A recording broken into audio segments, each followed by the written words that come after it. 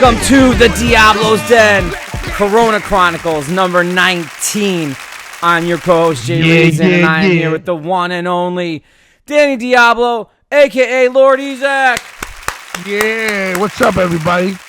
Yo, we're going to have to definitely come up with a new name after... I think for 20, we're going to come up with something different instead of Corona Chronicles. Time to... Let's just go back to Diablo's Den podcast. Yeah, we'll just go on to Diablo's and we'll come up with a new something because it's time to move on in life. So, we're going to start this episode off a couple sad things just to yes, to get out of the way. So I'll let you actually start first with actually what we've just found out recently. So go ahead, man. I'll let you kick it off. Well, yesterday I found out Hoy's brother David, who I grew up with, like my older brother, was an older brother to all of us. Like he's the first guy in the hardcore scene, got Hoy in the hardcore scene. First guy, he was down with the older guys, like Sick of It All guys, and Devil was the Sick of All, like Brody, stuff like that, and Craig Ahead. He was just all around, taught us everything about life. Hoy's brother, Hoya from Madball's brother Dave, passed away yesterday, and out of nowhere. I mean, and it just broke my heart yesterday when Warren called me up. I just cried and broke down because it's not just from hardcore. A lot of people think it's just hardcore. No, this is we found each other, then we got into hardcore. Do you understand? So it's like my big brother. When I lived in the house, I lived right next to his room. Do you know what I mean? So he taught us everything, and what a gentle giant, and what a great guy. And Hoya mother passed away last year, so he died this year. So my heart goes out to Hoya so much because he has two kids. Hoya's baby's mother died like 10 years ago, left him. He's a single father. You mean? Yeah, man. My heart hurts for his family, man. His sons lost his abuela, Hoy's mother, their abuela, and who I miss you so much. Hoy's mom was such a great person. She's like my second mom. People don't understand. Like we grew up in a fucked up environment in Queens, in Corona, Jackson Heights, and at home, everyone that hung out had everyone had a problem childhood. You know what I mean? And Hoy's mother always opened the doors for us to be there. So I lived in Hoy's house during high school. So it's like, so it hurt me when Hoy's mother passed away. It killed me. And now Hoy's brother, Big Dave, I love you. I don't even know what to say. I'm tearing right now. I don't want to even feel like this. Yeah, no, but man. I'm gonna miss you, Dave, and I love you, Dave. Yeah.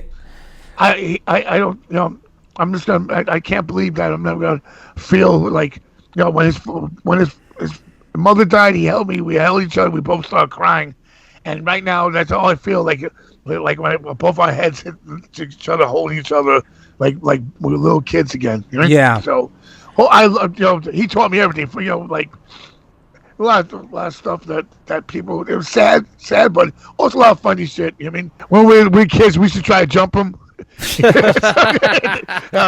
My nickname, he used to call me Hammer. He never called me Ezek or Danny. He called me Hammer, the Hebrew Hammer, and he would taught me to fight people like that he hated. And I remember one time I had a fight. Well, I don't want to say it with someone, but we had a fight, and then I pulled the gun out of the guy, and he was like so happy. We were kids. I was like, fuck that. But he always had my back, and I always loved him, man. He's one of the. Dave, I love you so much. He taught us about fucking like skinhead stuff. He was fucking one of the most diesel motherfuckers in the world. No one could fuck with that nigga. He was the strongest nigga in the world, man. So man. Like I said, man, my heart hurts for you, E, and Hoya, especially, man. Like love you, Hoya. Remember, no matter all the shit we talk, with the podcast and everything, it's all in good fun. I know on your guys' spoken word. Shout to Spoken Word podcast. Shout out to Hoya. Shout out to Hoya's fucking clothing line, Casa the Rock, all that shit. Hoya is my brother. No matter, we make fun of each other and whatever, but that's my brother. And I would kill for Hoyer. You know what I mean? Yeah. You know, a lot of people say, yeah, but you don't know what I would do for my brothers. And that's it. I miss you, Dave. David, I love you, Big Dave. You will always be there. You know, it's crazy because Hoyer and I both have brothers named David, and now they're both in heaven together. Yeah, so, I thought of that. Both of them. I thought of that actually. When I heard of the news, dude, and then when you called me, man. So again, you know, dude, yeah, it's just fucking my heart hurts for the family and obviously for all you guys as friends, man.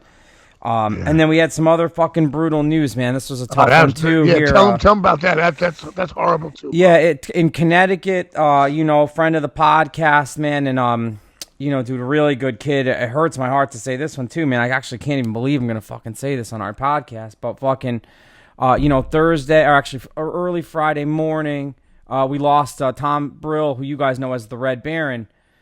Good friend of mine, you know, really, you know, he's done a bunch of stuff on the podcast. He's 29 years old. You know, man, and this is one of those moments where, you know, you feel bad because he had asked me and E to do his little podcast so many times. Yeah, and, you know, life gets in the way. Oh, man. But I will say that, you know, man, just like you, man, I miss my friend. You know, I caught myself, you know, like, usually I would send him like some crazy memes, like some real out there shit and shit. And it's just like, man, I can't believe I'm never going to see my friend again. And it's crazy, man, that it's been a real fucking wild time, man. What I am going to ask our listeners if they can, I know everyone's going through some stuff, but the Red Baron's family could use a hand. There's a GoFundMe set up. I'm going to put that on the page. Again, man, he was a genuinely great kid who supported fucking everybody, man. I mean, yeah, go ahead. He loved comedy too. A lot of comedians knew him. Yeah, he was friends with his podcast was comedy based. But he was an MC. He was a dope MC. He spit hard in all the ciphers, the grind ciphers, all those ciphers. Yeah, he was in a lot of those. For Connecticut, bro. Yeah, and he always was part of the hardcore scene. So he, when you introduced me to him, he was like such a good kid. I actually told him what to do with touring stuff, and he did it. Yeah, he went on. He did everything on himself. So that's cool, bro. Yeah, man, I was helping him out, you know, as well, just doing artwork for him and mentoring him, trying to get, you know, distributing his music and kind of teaching him some stuff. And again, man, it sucks. I'm very sad that I won't get to do artwork at the last minute for this dude or fucking schedule some crazy shit. So fucking, you know, man, and I fucking know that if he could have seen how much love he's getting right now, man, that's all he ever wanted. Oh, he was a good guy. Yeah, he was a good kid, man, and he would have loved to have been on fucking Diablo's Den, man, and I'm sorry it has to be like this, my dude. That's all right, dude. So shout out to he's smiling right now. Now, you know, I you know what I said, man? He was really into psychedelics. I said, yo, he's probably on the best trip right now ever. So fucking knowing Tom. But yeah, man, there's just been a lot of sadness. So, you know, usually on the Diablo's Den show, we usually start off very high energy, but these were two important, you know, obviously people that we knew and friends, and we wanted to fucking to shout them out. So that said, man, fucking let's move on to the show. E. How about this like Dave and Red Baron? Fucking, we love you and fucking. We miss you. See you guys on the other side. Yeah, man, and look out for us if you can over here while we're still hanging, you know? So, E, fuck, man, it has been a minute since a new episode. I apologize to the listeners. The last one came out a little bit late. That one fell on me. I was in, I can talk about it now because the album's already out, but I was working on the UB40 album cycle, which you and red wine, which you and I were talking about, and that consumed so much of my time between that and the store. So I apologize to listeners that the episode was late. It was Don't worry, tell the listeners that Danny Diablo will be doing a song with UB40 in the future. Yeah, we're gonna have me to. The redhead guy. I know those niggas are fucking gangster. Yeah, no, we're gonna have to arrange something, man, for sure. So, but now it's back on, and we're excited, man. We got a cool show today. And I was really looking forward to recording with you, E, just especially after all the fucking shitty news that we've been getting. It's nice to talk to you and laugh, and we're going to fucking exchange some stories. So, yo, per usual, man, what's been going on in the world? I was going to say, right. I was like, I know that you guys, and I'm sure the listeners have always think that we're just plugging this spick thing at the top of every episode, but Oh, the Spick. Well, because I feel like every episode I'm like, what's new? And it's like, oh, the Spick record. But no, we're not going to plug that this time. We're going to talk about the video that you just filmed, right? So you guys just filmed it? I'm going to tell you something right now. Check this out. So basically, last Thursday, almost a week ago, I had a record release party for my album, the Danny Diablo, the Triz, hosted by DJ Kaz. I saw that. It was fucking lit. So I threw a fucking party, bro. And this is the first time me back playing live. We played at Arrogant Swine in Brooklyn, and it was a fucking sold out show. That's awesome. I'm telling you, everyone came out. And also, I want to tell you right now, who performed that night was Concrete Dream. Killed it. Shout out Jeremiah and Concrete Dreams and Donnie. Creature Le Goth. That's a trap goth. Wow. He just went to Prayer's house to chill with Prayers. Kat Von D's husband is working with this guy. So Creature Le Goth is a Puerto Rican goth trap guy. So he looks like a little vampire. That's this nigga crazy. killed it. All right. Also, then we got Jerry X from Dead Crew. Jerry X killed it. Yeah, we had Jerry X on the show. Jerry X is cool. I tell you, Jerry X is Brazilian, adopted by Italians, so he speaks fluent Italian and fluent Brazilian, raps in it, and English. So and he was in Bucky Pup. So how crazy is that? So crazy. All right, so that's that. All right. So then, let me ask you, how was it? How was it? Hold on, let me ask you. Blas 89. Oh, what? I was gonna say, how was it though being back in the club and shit? I'm sure you missed that. I'm telling you right now. Listen, Chubby God, Chubbs went on, Blas 89, and Bubs all went on. They killed it. Whispers was there. Who else performed? I'm bugging out right now. But instead of performing, I want to know how. Caught in the Trap and Examine killed it. Hardcore Queens, baby, and everyone was there. Royal Flush was there. It was cool. Raise the Ratchet was there. A lot of fucking hip hop and hardcore people were there. Everyone so loved. Spick performed for the first time. We did 3 songs, and it was total insanity. And you were how excited were you to be out all night though? Again, I listen to deal with fucking Joe Fado. I thought Lito was gonna be a problem. Lito is A-okay. He just gets drunk and fucked up. Joe Fado is like an old Jewish lady. He didn't want to play. He's a yenta. He didn't want to play. Oh, he wanted to play. He's doing cocaine, running around the thing, falling down, saying the wrong word, but he killed it. Joe Fado is a legend, and he could be a dick, but he is a dick. All right? But I love you, Joe Fado. Fuck you, Fado. Fucking crazy Rican. Yeah, I saw that. I wanted to go, but dude, it was starting at like 11 o'clock at night or some crazy thing. Yeah, we started at 10 o'clock, so I got the store now on Fridays and shit, so I really can't. I know. Listen, this Friday, check this out. This Friday, we're doing the record release party for the video release dropping. Party for my video that's dropping. Guidos in IROC. I saw that. This record came out 2017, and they did an animated. Mark Anthony did a animated video of Guidos in IROC, one of the hardest songs. It's a freestyle song that I took from and I just made it hardcore. And the video's dropping. If you see, here's the video right now. I'm showing you. We're gonna drop the video on this thing. Please go on this video. Go to Danny Diablo on YouTube. Subscribe to my channel. Subscribe to Diablo's Den Podcast. But then click on my Guidos and IROC and share it. Share it. Tweet it. Retweet it. Whatever make this shit viral right now. Whatever you can do with it. What you do. Make my cartoon viral, and it's the funniest, most craziest cartoon animated music video I have ever seen. We will show I destroyed everyone. No one. I took everyone's video and cartoons out. So I'm sorry, guys. All my friends and peers, all you rappers that can rap circles around me, my video crushes you. Bye bye.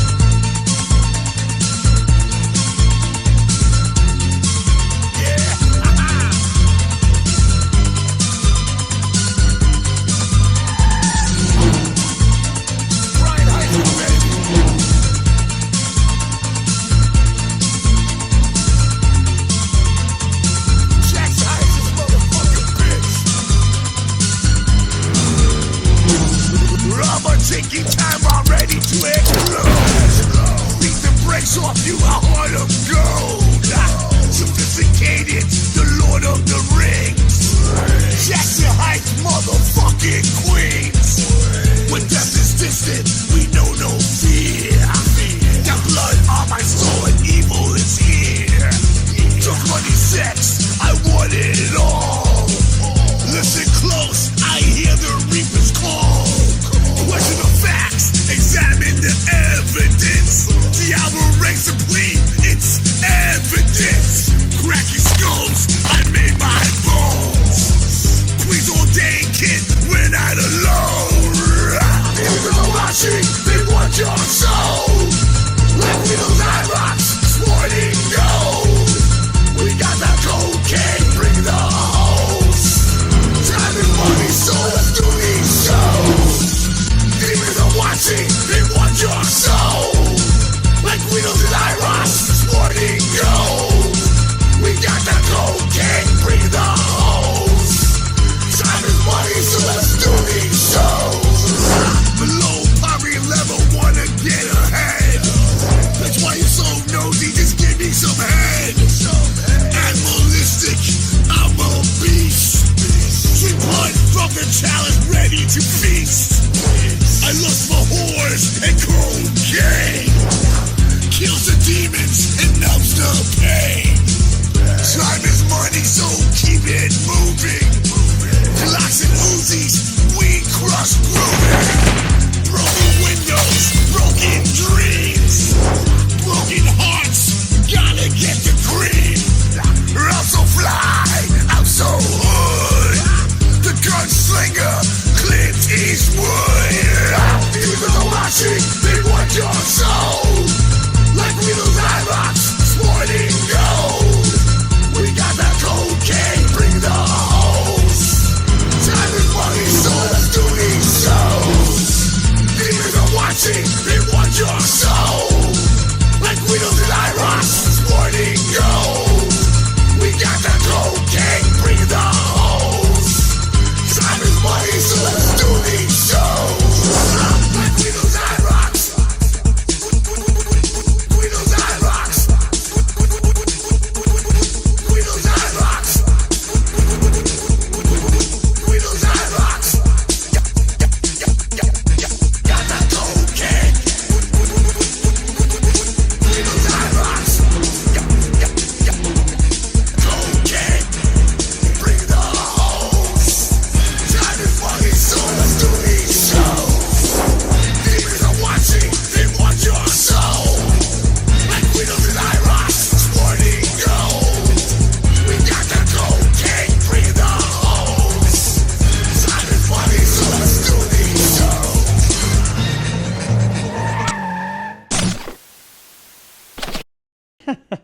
So we'll have that here. You can watch. Can we also do Whack Attack? I was just gonna move on to Whack Attack.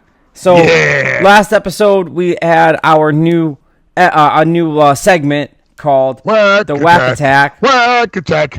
Whack Attack. and you're now seeing the little clown logo. And Whack Attack. so Danny, this, as always, Whack Attack is brought to you by Static Era Records, Milford, Connecticut. StaticEraRecords.com, at Static Era Records, Instagram. So give us this episode's Whack Attacky and tell Well, us this Whack why. Attack goes out to my boy BD from Hatebreed. Yeah. He's one of the nicest guys in the world.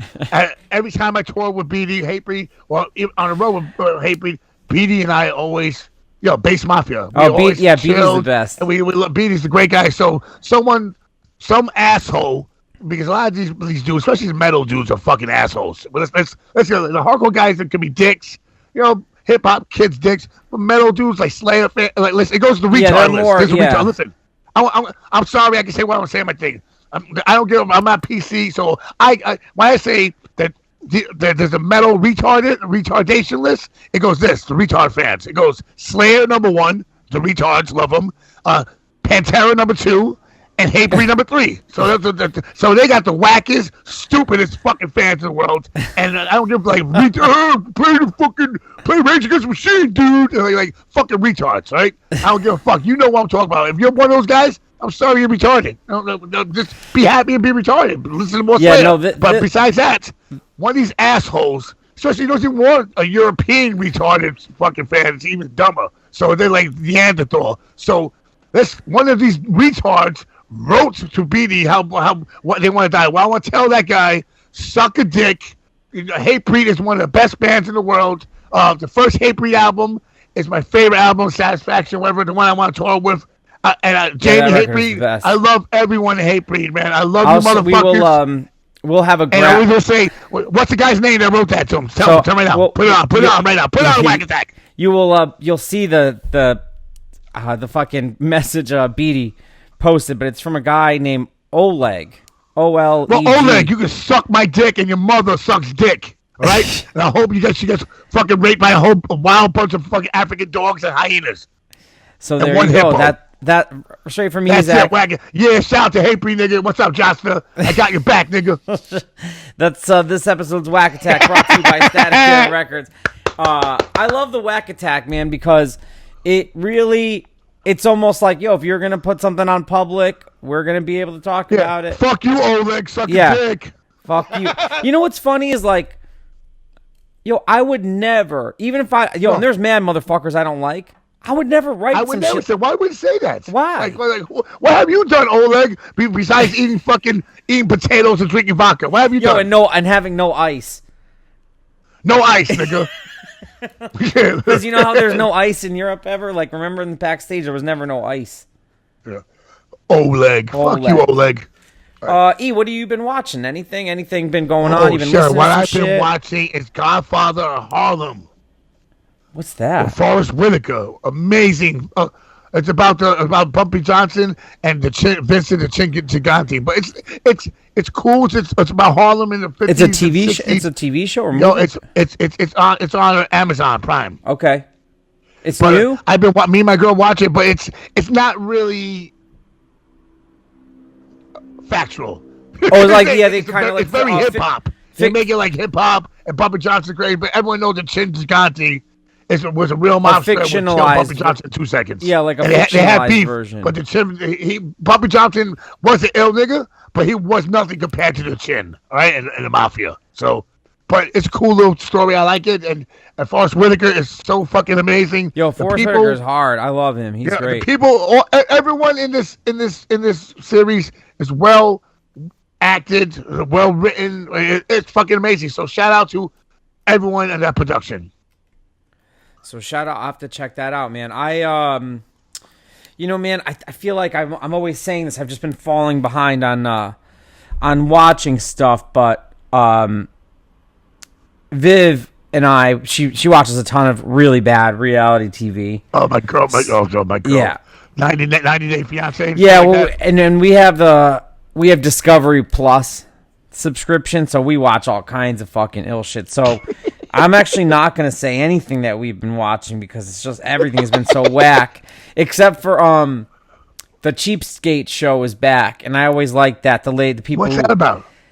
I don't know if you would vibe with it because you'd probably be like, I lived around these people in the Lower East Side or something. But it's like people who go and like they don't want to spend 10 cents, so they don't flush the toilet all week. Basically a whole bunch of Jewish people. Is that no, you can't say out there. No. My Uncle Sal. No. Sal Moskowitz and fucking all the people in my building. What are we talking about? What are we talking about? No, extreme cheapskates. I'm Jewish, nigga. I can say whatever I want. You can say whatever you want all the time.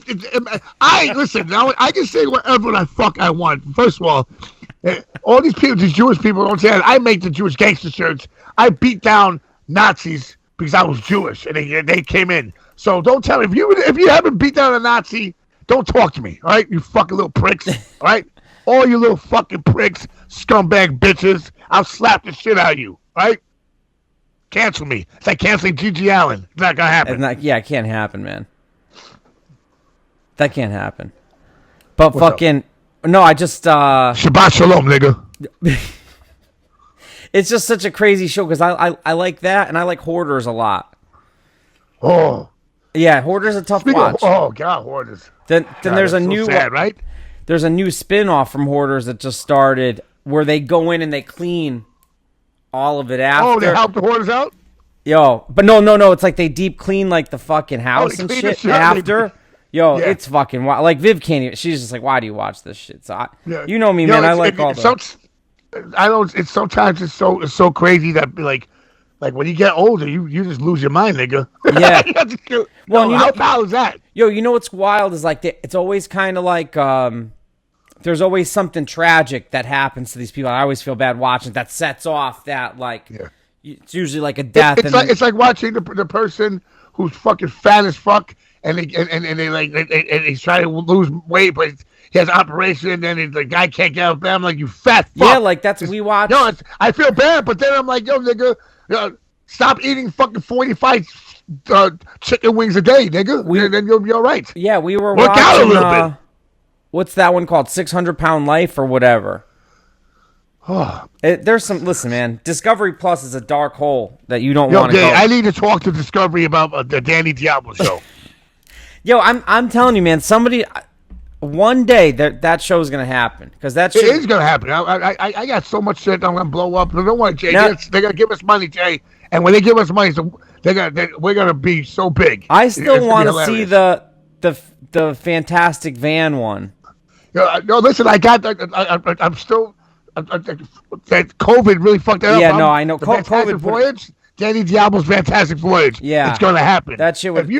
Listen, if you're a millionaire and you want to dip and dabble, dribble, whatever you want to do, and give some money away and be cool, hit us up. Hit Jay up or Jay Reason up. Hit Jay Reason up. And let's make the show happen. Email, whatever, and we will do something. If you're a production team, you want to do something, we got a show where we want to do, and it will work out. So hit me up. I know a lot of you motherfuckers love my.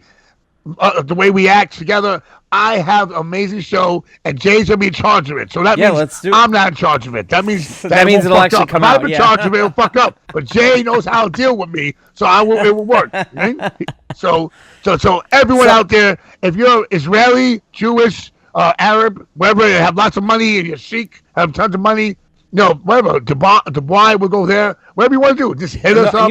And give us your money, and we'll make the best fucking show ever, and make you multi-millionaires. I know that there's international Danny Diablo fans, so some of you guys get in touch because we got to make that. Hit me up, bro. I'm serious. All right. So LordEZXWorld@gmail.com. Show off to the camera. Yep, go ahead. Yeah, the new Spick record. Look at it. Hold on. The CD came out. Finally. DevilRats.com. Got the stickers. They got what's it called? Like a bumper sticker kind of thing. Sick. Bumper sticker. Like, whoa, wait. Sick. Check it out. I also got patches. They sell patches, little Spick patches. Oh, those are dope. Right? And also, only 40.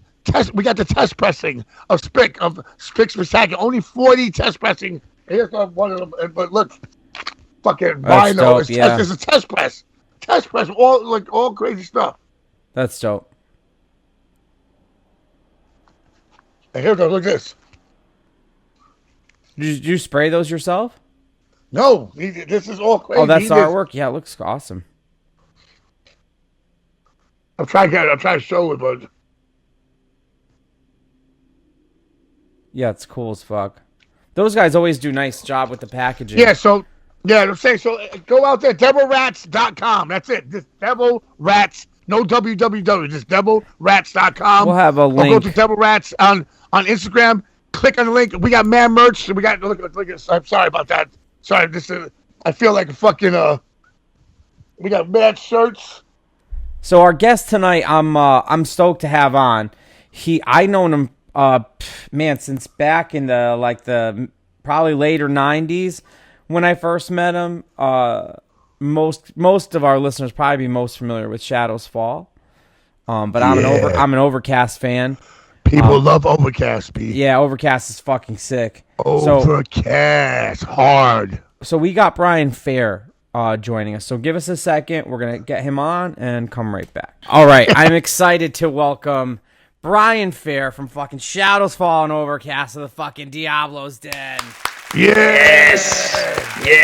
Yo, Brian. Happy to be here, boys. Happy to see you both. Thank you so much, Brian. Thank you so much for joining us tonight, man. Fucking, how have you been, dude?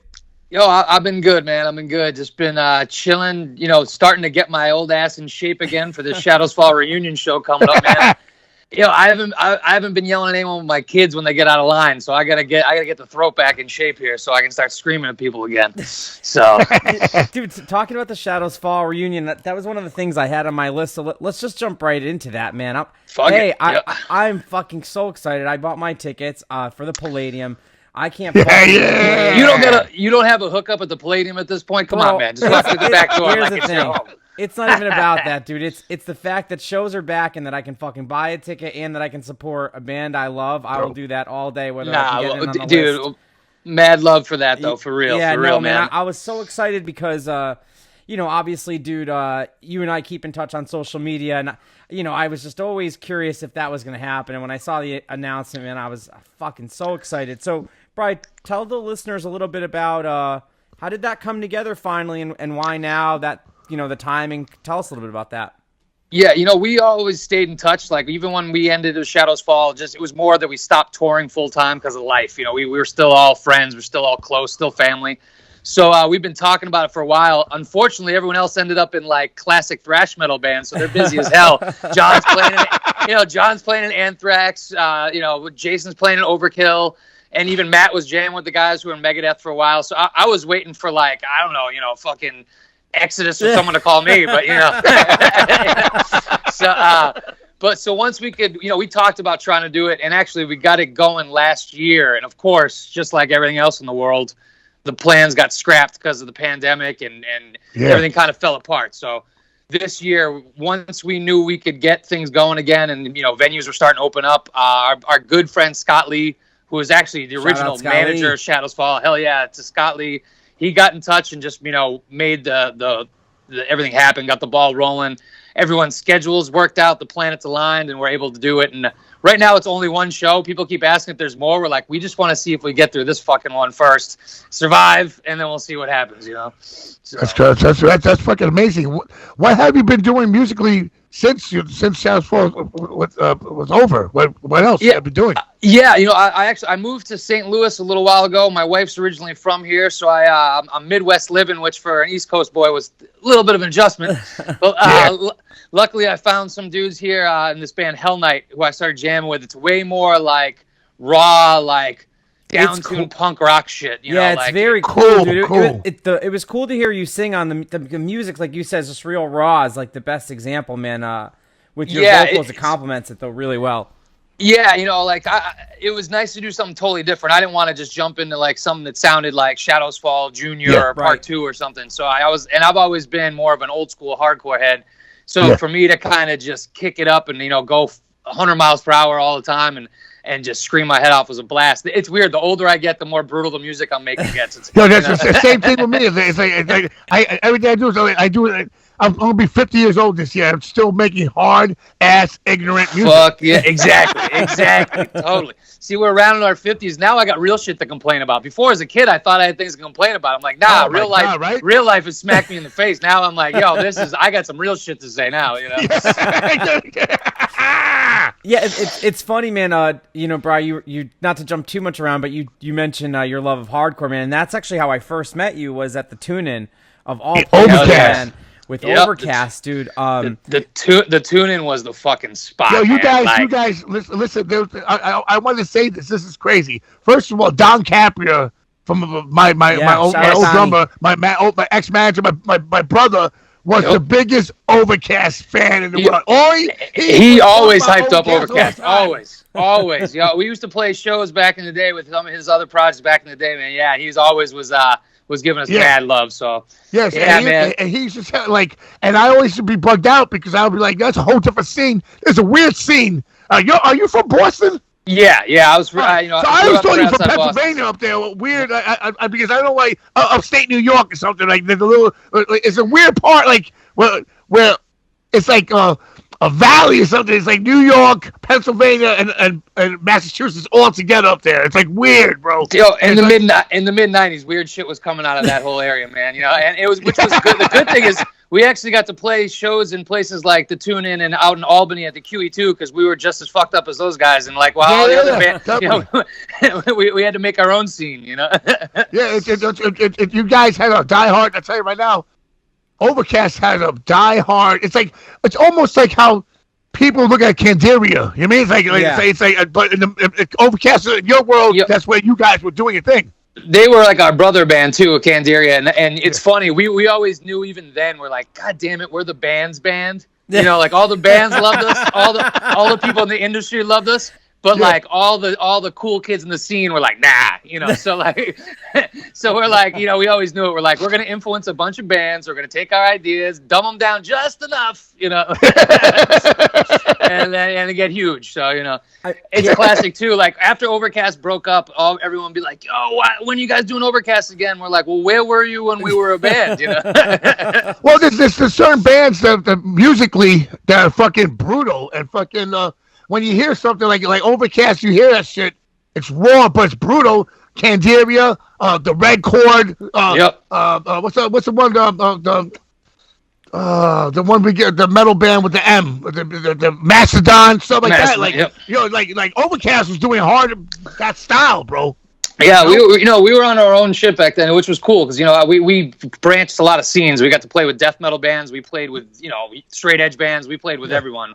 We didn't care, and but man, those were good times back then because the scene was so different. Where it was, you had to find it, you had to stumble across it, you had to love it to make it happen. It wasn't like you could just go on Spotify and be like, "Show me 100 bands that sound like this." Yeah, these little bastards have it so easy. They got it so easy, man. You go on Hate 5-6 and watch every killer band that ever existed and shit. Like before. You may get some shitty VHS copy of like an old show, so. Yeah, but yeah, I'm glad I came up in that time because man, it also prepared you when things blew up for Shadows Fall. We were ready to handle the bullshit too. Like some of those bands that went right from the practice space on the tour bus, they weren't ready for the chaos when things went wrong. You guys, we've seen it all. Well, and you know what too, Brian? I think it worked a lot in a lot of the bands of that generation's favor because, like, to your point, dude, it's like. A lot of our bands, Danny's bands included, kind of cultivated these fan bases that when, like when Scarhead came out on Victory or Shadows Fall came out and the distribution was there, people were like, "Oh, that's the dude from," and then it was like, heard of, totally. Even if you hadn't gotten a chance to see or hear Overcast, and music-wise, you're like, "Oh, that's that dude's band. I've heard that band so much," Without a doubt, that scene cred does matter when that name is attached to something that at least gives it some integrity from the beginning. It's not some like band that was put together because they're like, when we started, the idea of success was just playing out of town and getting a 7-inch out, whereas bands who came up watching Hatebreed and Lamb of God get huge. Realize like, yo, I'm gonna do this to be successful. Right. That's the difference. We did it because we were too stupid to know any better. I'll tell you right now, Lamb of God and you guys like were brother bands at Shadows Fall. You guys fucking really, as the new metal bands, like really. I remember going to in LA, going to a show. I was with Jamie Hatebreed, and we saw you guys play, and I was like, "Holy shit, these guys!" Yeah, I felt good that dudes from the hardcore scene made it. But other people, other kids, this is the problem, people. Other kids will fucking hate that. Oh, they used to be in the scene. Totally. Like, no, they're from the scene, and they're fucked up just like I'm fucked up. He's fucked up. And I'm glad he fucking made it. He paid his dues. Exactly. It should be a leg up thing, but you're right. Some people want to keep that shit like to themselves where you're like, well, you complain that there's no good music and people don't listen to good music. And as soon as something gets big, they get mad. They get mad. It's like all these people want it's like when people like, I want to hear Ice Pick. I was like, where the fuck were you when Ice Pick was together? Yo, and speaking of those LA, but speaking of those LA shows, when we used to come see us back in the day, we had some times in LA, my brother. We threw it down a few times back in the day, my friend. Not a lot of sleep. A lot of good times, though. Good, bro. You know what, too, Brian? What I always thought was really cool with Overcast is the way that the legacy has been treated over the years of the band. So, like, back in 2008, you guys did Reborn to Kill Again, which was awesome. It was a great way for people who hadn't heard the music be reintroduced to the bands. And then even recently, Bullet Tooth reissued the vinyls.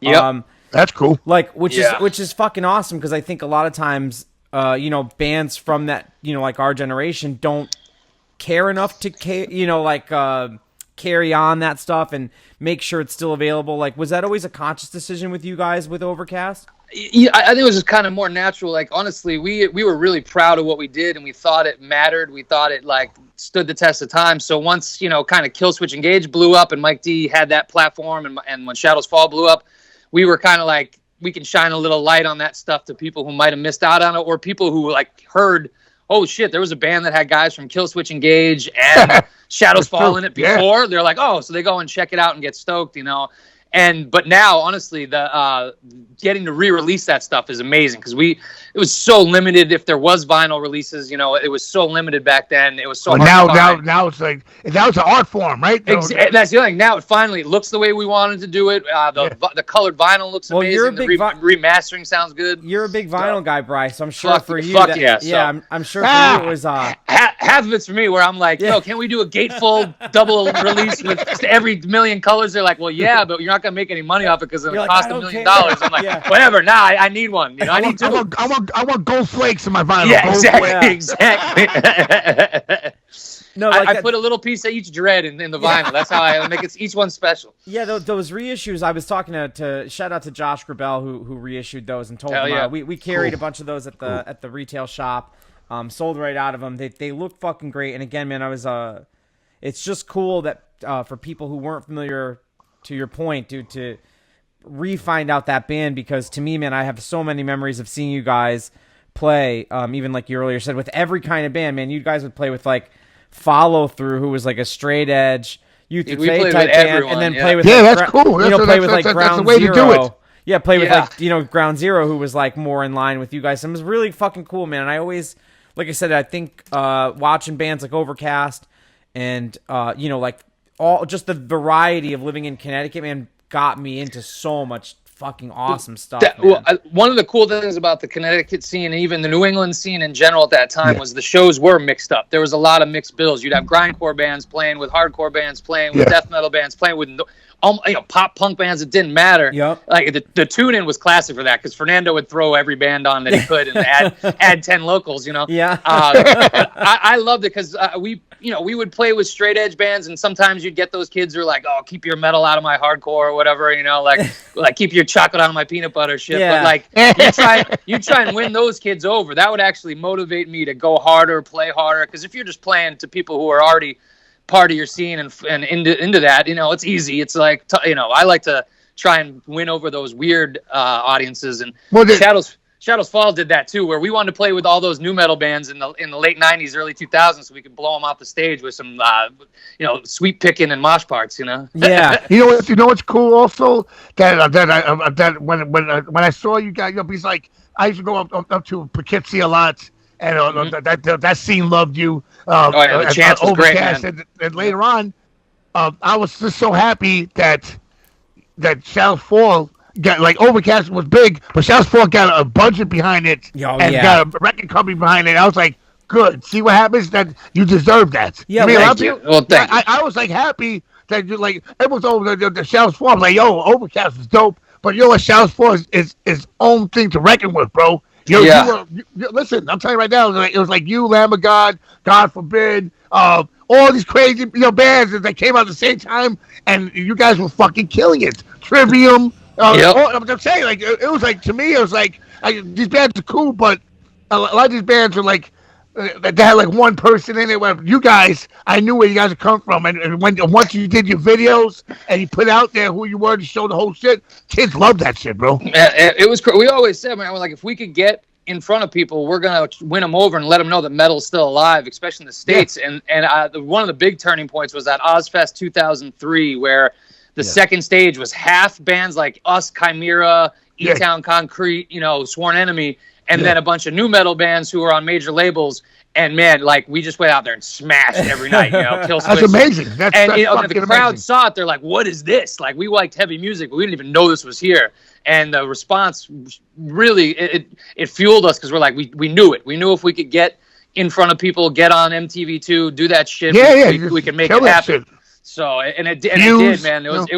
It was a crazy ride, man. For real, it was a good time. Well, I'm happy. You know, it's gonna make you laugh right now because I always talk shit and everything like this. I'm a fucking horrible. I'm a Knicks fan. Always been a Knicks fan. I'm a Human fan. But check this out. This is the funny thing about this.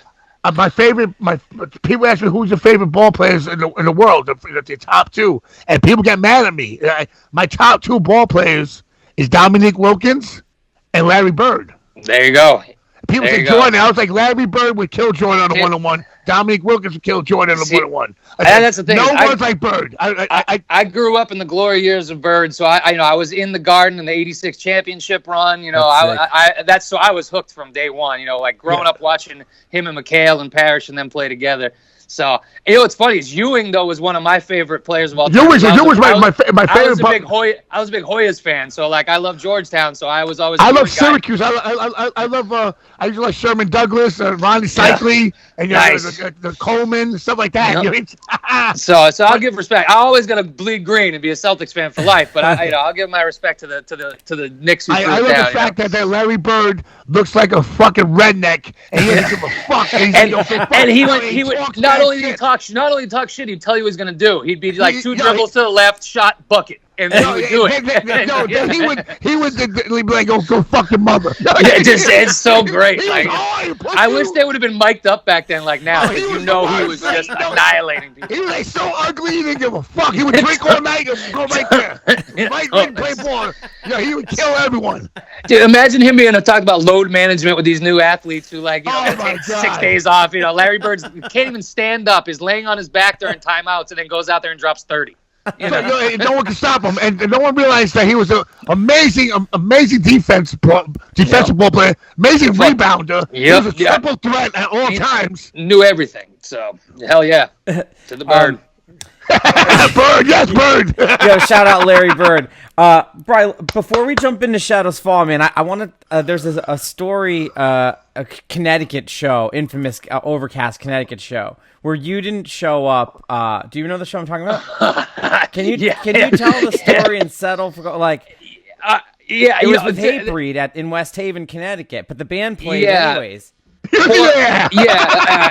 So not to put you on the spot, bro, but I've wondered for there's years. only 2 shows I've ever missed in my life, and I think both were in Connecticut. One was completely not my fault, where our guitar player's girlfriend couldn't find the train station we were at and just like never showed up. But Mike D had shown up and loaded in merch, realized halfway through the show that we weren't going to make it, and had to like, after selling hundreds of dollars worth of shit, had to dip out the back because he knew we weren't playing. So, and you know Mike D, he's a nervous motherfucker as it is, so he was panicking. The next time, no, literally that one, I got actually arrested on my way home from a Fish show the night before. All right, that's what I heard, but I didn't know if that was true. Yeah, or not. so I look at me. I raged mad hippie shows back in the day because I grew up loving hardcore and loving metal, but like the party was at the Dead show and the Fish shows. Sure. Man, I'm sorry, man. Better herb, Mushrooms, beautiful women, like all just better hacky sacks. Yeah, exactly. So I was in a car on my way home, and the classic, I fell asleep in the back. We get pulled over. The dudes are flashing the light in the back. There's all this beer and stuff in the back. Not a single one of us is over 21. So they start going to the car. He grabs my backpack. So what do you got? I'm like, what do you want? So luckily, only spent the night, overnight there, but missed the show the next day where the dudes were already on their way out, and I'm like, well, so from a fan perspective, I think Yvonne was there. Shout out Yvonne. I think we were like, I don't know, 17, 18. We were really excited for Overcast, and this is like, there's no cell phones, and this is just like you go on a message board and it says Overcast is playing, and obviously we knew Jamie, so we knew that the show was happening, and it was at this fucking weird place called Rosie's, which was like an Italian restaurant.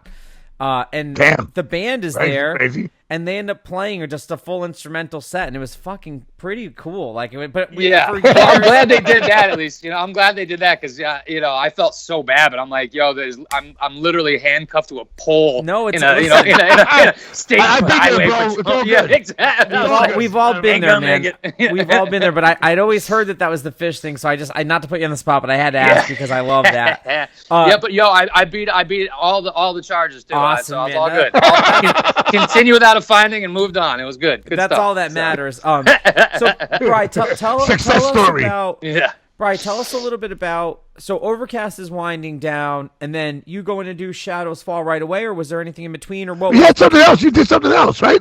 Yeah, I played in a band from Boston where I played drums, but the main thing, honestly, Shadows Fall, the transition was so fast because before the feedback died from the last note at the tune-in from the last Overcast show, Matt Bashan was on stage asking me if I wanted to join Shadows Fall while I was still covered in sweat and trying, like, no shit. I was like, he was an eager motherfucker who had a plan. So like, I was like, yo, thank God. But I literally was like that. I was like, let me change my shirt and we'll talk. Like, give me a second. So he was pretty. Right on top of it. And I already knew all those dudes. I knew the first record pretty well. We'd played a bunch of shows together. And then he sent me 2 new songs, and it was Serenity and First Noble Truth off of One Blood. And I was like, oh, if this is where you guys are going, I'm in. Yeah. Hard as fuck, right? And that was it. We jammed a bunch. We recorded a demo, sent that out to Century Media, and that was it. We were on tour for the next 10 years right from there. Yeah, it's awesome. It was a whirlwind, dude. And it was a whirlwind. You recorded with Zeus. Shout out Zeus, who's a friend, a very Zeus. good friend of hard. Zeus, hard. Zeus of the mighty Doom Nation. Never forget the Doom Nation. According to him, he invented rap metal. So Shout out Zeus. Well, tell me about recording that first record, Brian, and just that impact. Because again, man, as a fan of yours, it was fucking awesome to hear you on something like that, and then to see part of a machine like Century Media, like Isaac was saying, that could get the music out there. What was that like for you, man? Like, were you excited to go and do this? Like, it seemed like you said, you're on tour for forever. So that was the plan.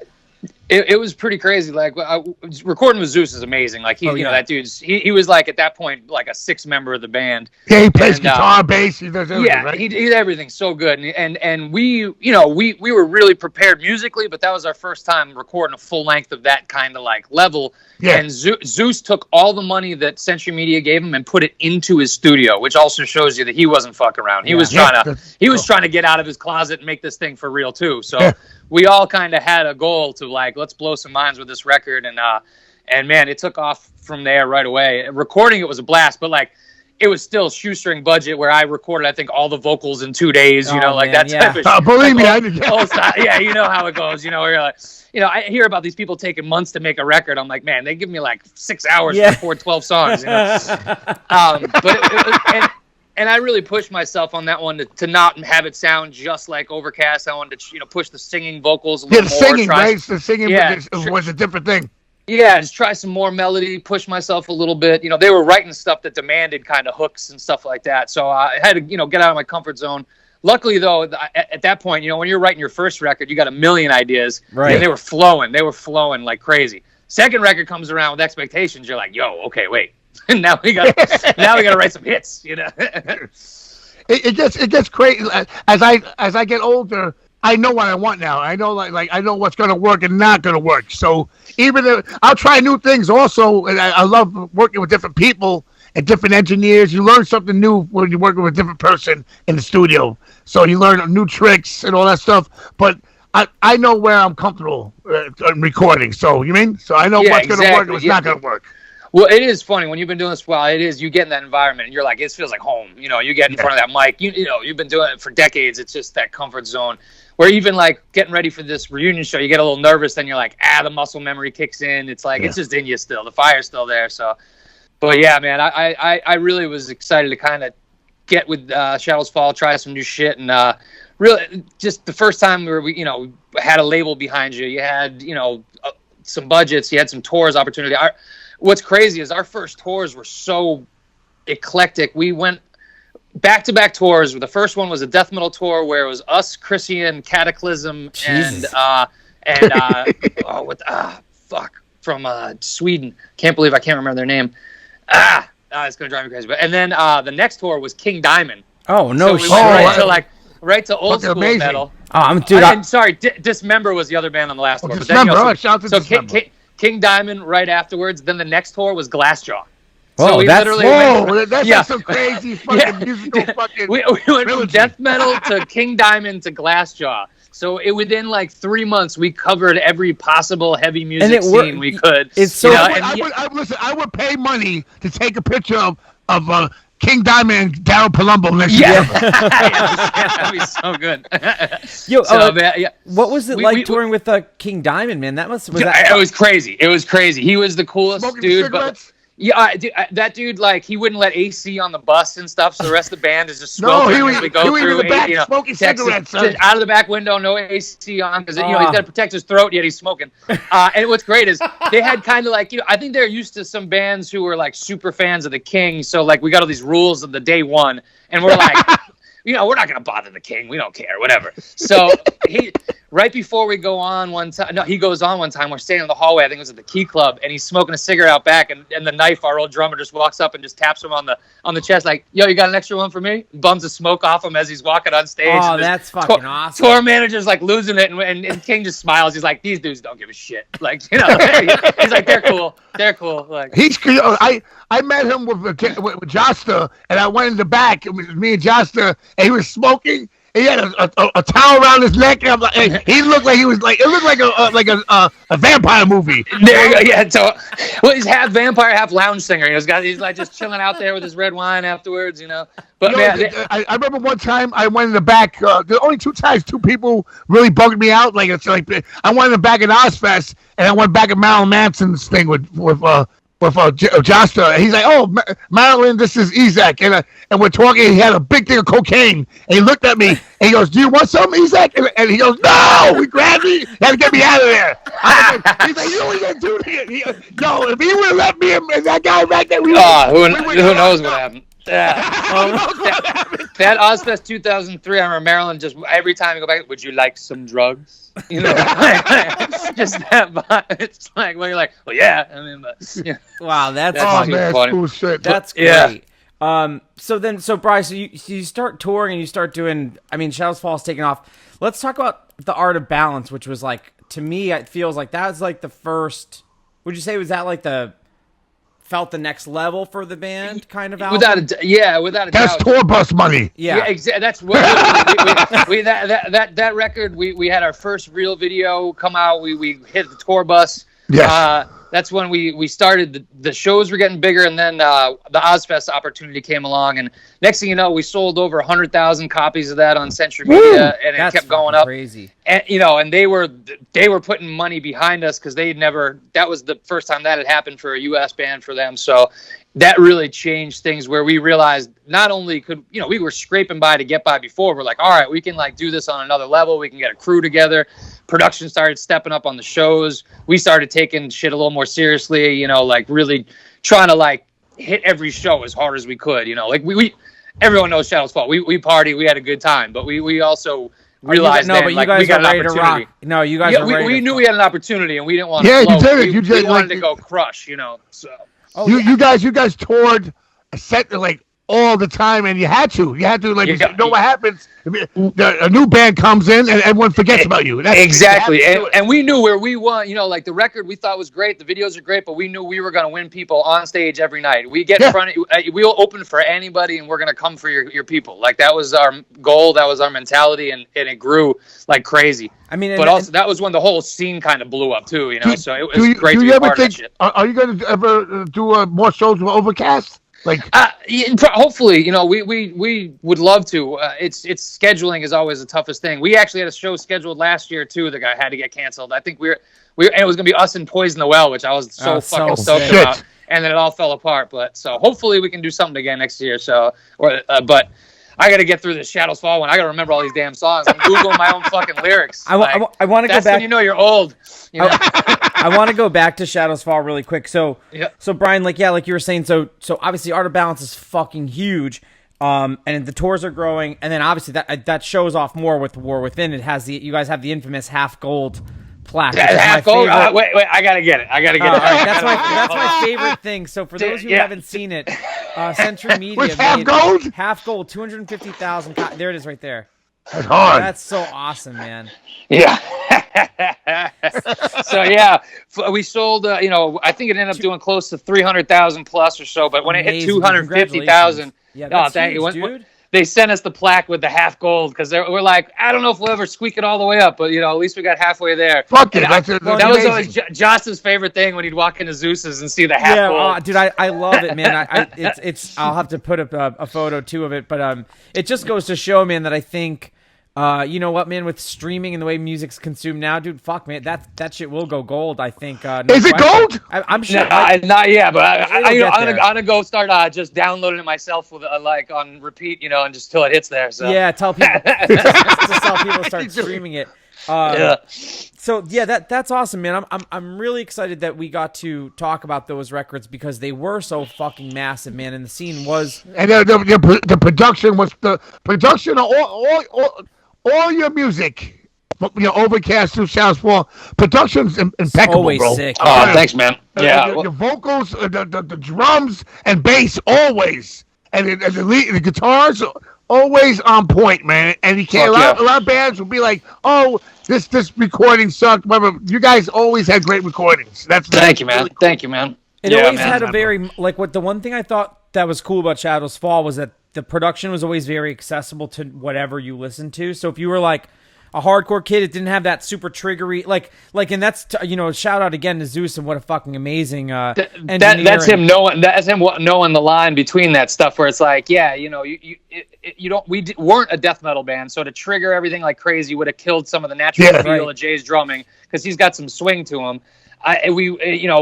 But we wanted to keep the crunching guitars and keep it heavy, but have it just sound like real and warm. We didn't want to sound like a machine. We wanted to sound like a band. Yes. And plus, your voice makes it very soulful. You mean so? Yeah. Well, that's it. Like I'm such an untrained singer. Like I just yelling my ass off and singing like in a weird way. So like he didn't try to like auto-tune the life out of it, Yeah, no, and that's what gives it such a timeless feel. Like I said, man, I feel like you could listen to that record literally today and it sounds still fresh and new. It's funny. I was talking about this with Schlebaum from Darkest Hour, where he's like, when we were talking about doing the show together, he's like, I think you guys are turning the corner where that sound is going to be cool again. He's like, because the 90s just came back a little while ago. Now the early 2000s got to come back too. I mean, so. yeah, dude. All that big pop punk shit is back. I keep saying. So it's right around the corner. Yeah, everything's coming back, man. And we gotta do like a hate breed Chalice Fall Scarhead tour. Fuck yeah, man! Could you imagine trying to convince promoters to do that back in the day? They'd be like, you could die by the end of that tour. Like, no one's gonna survive. Convincing now we're like, do it. I was saying, but now we're like, now we're all older and wiser, and we would get through that. Shit, half the people we used to party with are afraid to party anymore. Right? So. Yeah. we all have curfews now. Yeah, exactly. No shit. I'm up later than usual right now. My kids are probably wondering why I'm still awake. No, and we're not going to keep you too much longer, Brian. I'm just kidding, man. I did want to talk about Hell Night Band a little bit more, which we touched on in the beginning. Now that Shadows Fall is playing, are you guys going to try to do some shows? I mean, obviously, I know you're not touring with that or anything, but do you think that might ever go out of state or play a little bit outside? Or I hope so. The Hell Night stuff's been so much fun, and it's been. I think we're such a killer live band, but we're all kind of, been trapped locally these days. And we're playing our first show again in August. Which you guys did a live stream, right? Yeah, we did a live stream with which was crazy because man, this production company did it. So dude, it was more lasers than like Studio 54. It looked insane, and it was a lot of fun, man. And so I'm psyched to play with those guys live again. I would love to get out and probably do some like long weekend type of shit. I would love to come out and do like an East Coast short run or something like that. Yeah, for a three-day weekend. Yeah, that's the way. And even I hope that happens even with Shadows Fall down the road. We'll see. I doubt we'll never tour full time again, but if the show goes well, who knows? We'll see. Where it goes from there. And I would love to maybe do some either festivals or long weekends. Yeah, I think that when people get older, we deserve that. I was just going to say that's to the go beauty. Play a festival, have a great fucking weekend, take our fucking wives out there. That's exactly. That's the thing. What I'm most excited about this reunion show is my kids get to see me be cool at least once. That's awesome. It'd be like, they've seen the videos, they've seen that, but I'm like, yo, Daddy was cool before he was just being your servant. Well, that's what I think. Like Izak said, man. For both of you guys, you guys have put so much into this underground movement and culture, man. That you know, man, fuck, like Shadows Fall doesn't need to tour, you know, fucking for 6 weeks. It's like, you know, there's enough major markets and there's enough venues and stuff, and there's enough ways to go see a band that if you want to go see it, you can go see something, you know. Well, and you see it with a lot of bands, like whether it's, you know, the Cro-Mags will, you know, pop in for a weekend here or there, or you'll see bands just fly down to Florida and do a weekend like that. It's like some of the older bands are realizing, like, hey, we don't need to go and kill ourselves for a 10-week death march like we used to, you know. Fuck that. We're so crazy that we used to do that. Dude, when I think back of the miles and just the, oh man, it's crazy to think about. I did 2 months on the road. In Europe and back in Europe, that's the equivalent of 30 years. If you in 95 before 95, just living in squats, you know, and shit. It was horrible. Sitting in a van with the seats don't even recline, much less like somewhere to sleep. Staying in a like a loft somewhere in Germany where all the windows are painted black. One time I slept in a hostel, a hostel, punk rock hostel, and I slept on the dog bed. Oh, yeah, exactly. Man. That was the way, man. That was the way. It's crazy, man. Oh my god. And we loved it, and we loved every bit of it. We were filthy fucking animals. Fuck, man. Well, on that note, dude, we're gonna wrap up. Brian, I want to thank you so much, man, for sharing your stories and thank you, Brian. Thank you so much, brother. Man, it's my pleasure. And Danny, it's so good to see you killing the fucking social medias out there. Keep it real out there, and let these motherfuckers know. You gotta keep them all on blast. Love you, brother. Thank you so much. Shadows Fall in the house, baby. Overcast. Yeah. So, Brian, everybody, make sure you keep up with Brian on Instagram. Brian, what's your handle, really quick? Just shout out to the Brian Shadfall. So on Twitter, Instagram, all that shit. So I'll have that over here. I don't think there's tickets left for. There's a few tickets left. They're going fast. Okay. I think we're in the bottom chunk, but it's gonna sell out the way it's going now. So this will be out next week. So you, if you guys haven't bought your fucking tickets, like I said, man, do that shit. Because you can support a band being back, because it's fucking Shadows Fall and it feels good to buy shows tickets, are back. Shows are back. Metal, bro. Metal. So once again, I want to thank Brian for joining us tonight. I want to give a shout out to everybody who has been subscribing to the newsletter. Thank you, everyone. Thank you, Brian, again, bro. Thanks, Brian, again. That's a wrap, guys. Thank you so much. Much love. We will see you on the next episode. The Album's Dead Podcast. Shadows Fall, Overcast in the house. Brian Staff, everyone. Love and happiness.